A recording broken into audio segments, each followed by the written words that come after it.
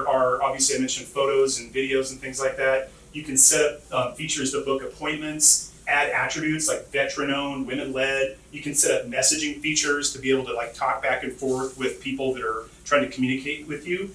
And it's sort of home base for something that's critical to almost every business out there, which is reviews. Reviews are, and I'm going to talk about reviews for just a little bit. Reviews are one of those love-hate relationships that every business owner has.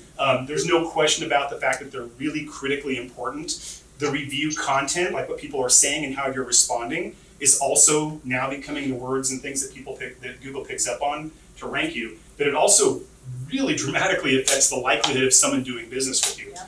Now, that whole area of reviews is fascinating to me or anybody over 35. Because we remember a time not that long ago where that whole concept was non-existent. You guys were just talking about it. You can't be that. You can't be a bad business anymore.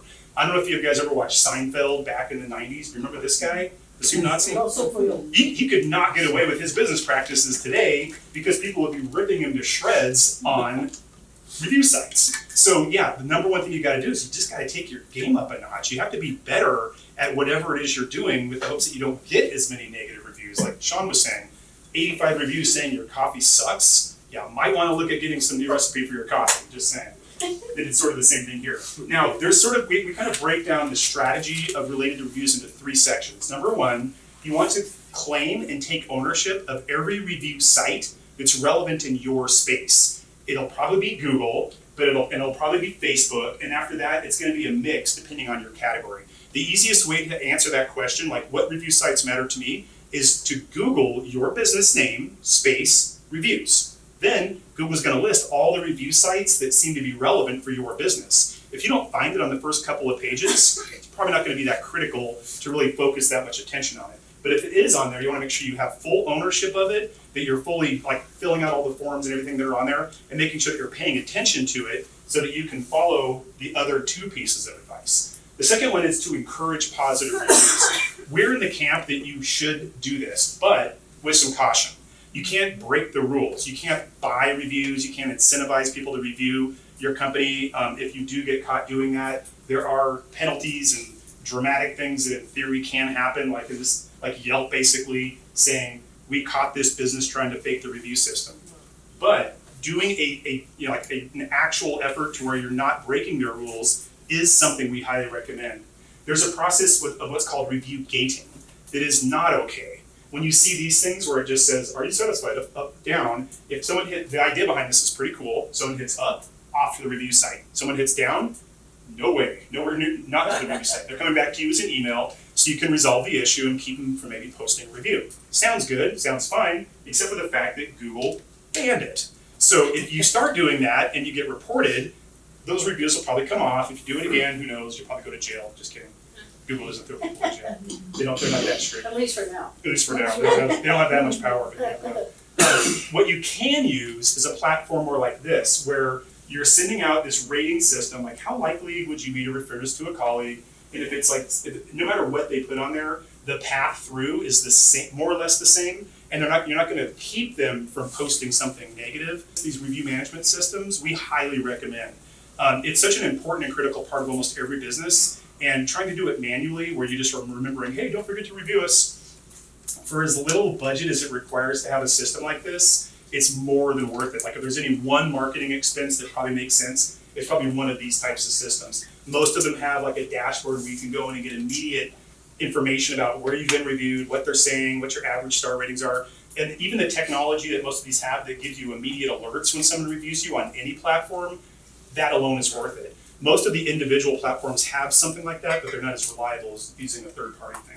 So the third part of our review sort of recommendations is responding to negatives. Again, we're in the camp where you should always respond, at least in some way, when someone says something bad about you online. It's not always easy, because it's hard when someone says something horribly wrong and really insulting to take the high road. But the best practice is to try to say something really short and sweet, like, hey, we pride ourselves on top-notch quality service. Please contact us and we'll resolve this matter.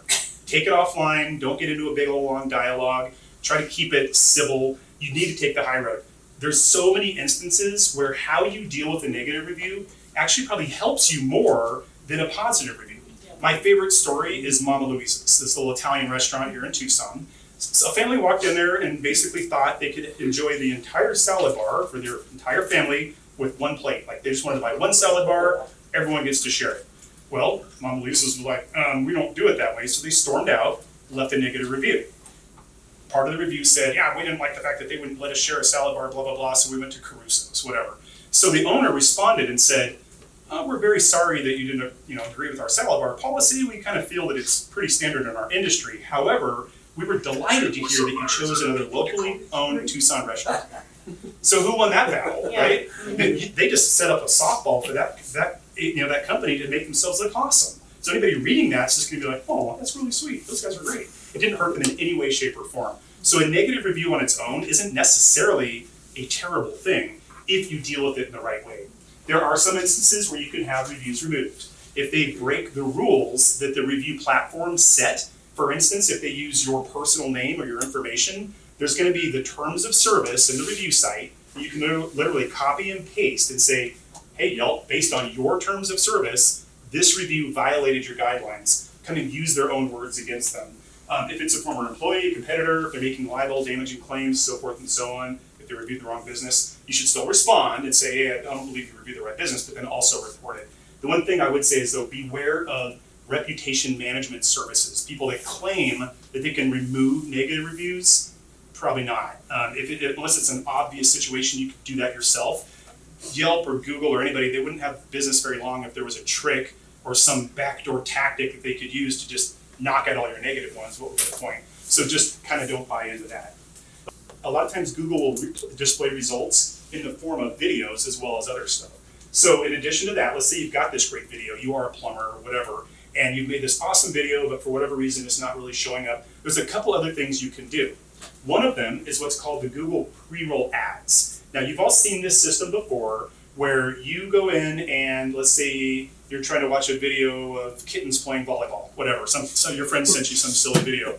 You have to endure what I call the longest 5 seconds in the world, right? Wait for it, skip it. So this system, if you had a video that was like, I really want my audience to see this, you can set up a pre-roll ad. Anybody can do it. It's like a self-serve thing. If somebody does hit skip ad, you pay nothing. You only pay if they watch the video. So think about that from a marketing standpoint. You can say, look, I'm a plumber, I want new clients in Oro Valley or wherever, and I have a perfect 30-second TV commercial and I want those people to see it. You set up your targeting that way. It's only going to be seen by that group of people, and if they skip ad, you don't pay anything.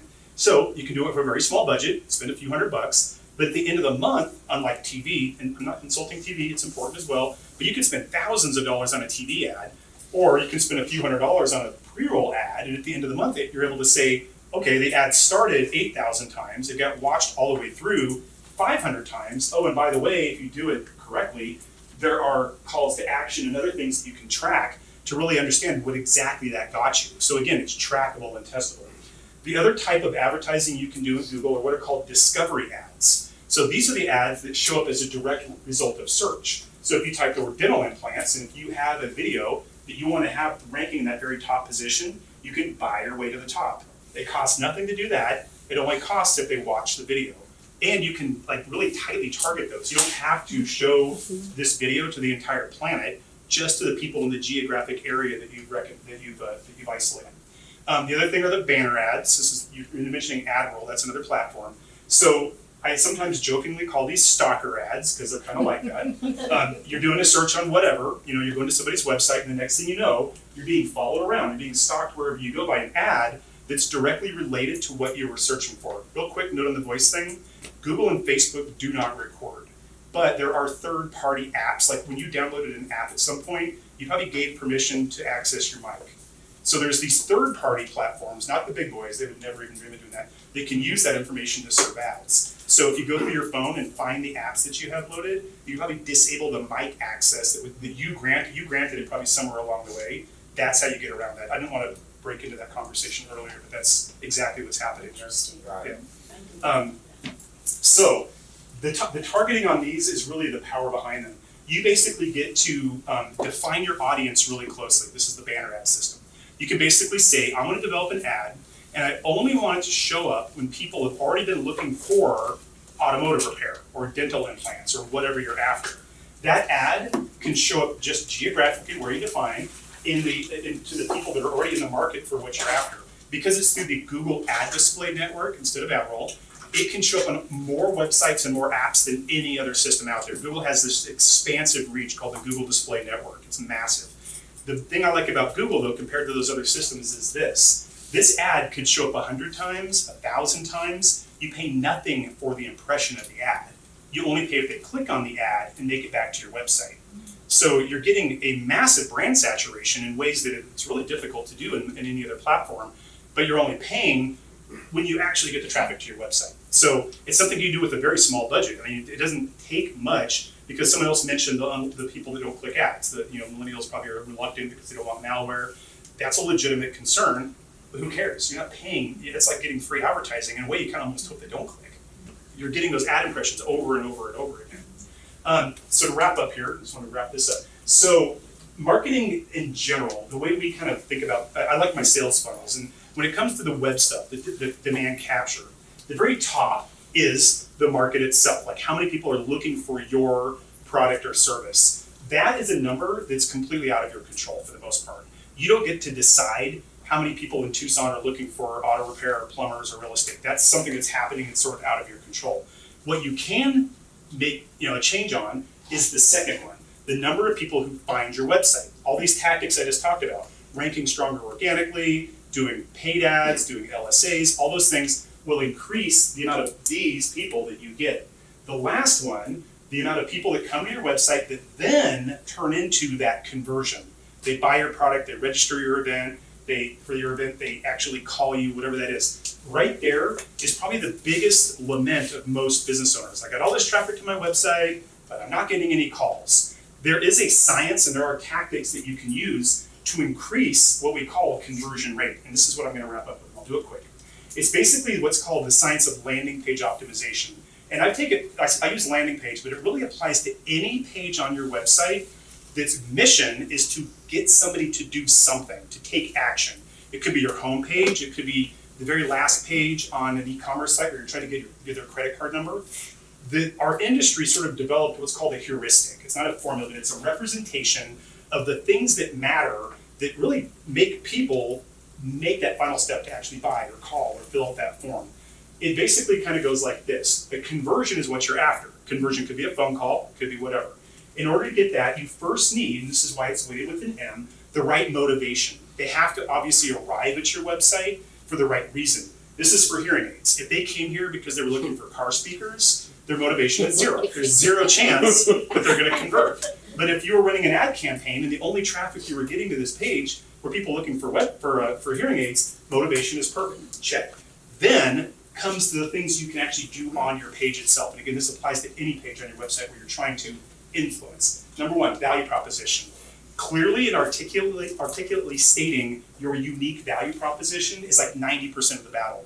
Most of the headlines we see on websites, welcome to our website. That's the very first thing people read, and that's your big pitch. That's what you're going for, right? That's what's going to convince them? No. You need to state the same thing you've probably stated 100 times, 1,000 times with people that you're trying to win over. Hey, why should I do business with you instead of this guy? Oh, that's easy. We're the only guys in Tucson that do this. I used a couple. Shawn used a few just when we were talking. I mean, yeah, we're the only agency in the entire state of Arizona that Google certified to teach this stuff. That's a unique value proposition. Think about what that is for your company and nail it there, and you're almost home. After that, it's about just sort of adjusting things. And you think about it, if you were looking for a very specific thing and you get this page and all of a sudden they're telling you, I'm exactly what you're looking for and I'm unique, I might only be the only person that can help you with this, you're definitely going to be in the step in the right direction. Then you need to increase incentive. That's the next variable down, is that two, is basically you have to give them a reason to take action. It's still marketing. It's still, you have to give them a reason to move forward. Free evaluation, free offer, whatever that might be, that is the incentive that people still need. And again, it's really kind of like common sense marketing stuff just applied to your website. So while you're increasing value and you're increasing incentive, you need to decrease friction. In other words, you need to make it as easy as possible for your valuable little lead here to take the next step. In our industry, we call it no unsupervised thinking. You don't want your website visitor wandering around, where do I do now? Where do I find the phone number? What form do I fill out? You tell them precisely what to do. Call this number, fill out this form.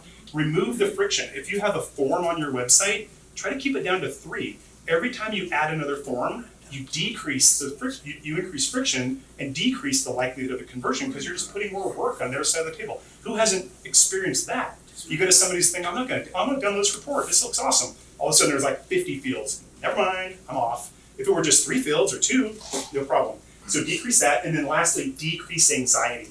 It's still a website. People still have skepticism about things. So you need to do anything you can on that page to give them that warm and fuzzy feeling. Awards, certifications, testimonials, we call them credibility enhancers. Oftentimes, doing this correctly on that final page where you're trying to get the credit card number is exactly the ticket, because that's the moment of anxiety. They're like, I don't know about this. Oh wow, they won this award. This looks good to me. So that treatment is a lot of times the game changer for a lot of types of businesses. There's things you can do to get more website traffic, but if you can take your website and change your conversion rate, the number of people that are arriving there, let's say you get a 2% conversion rate, only 2 people out of 100 call you.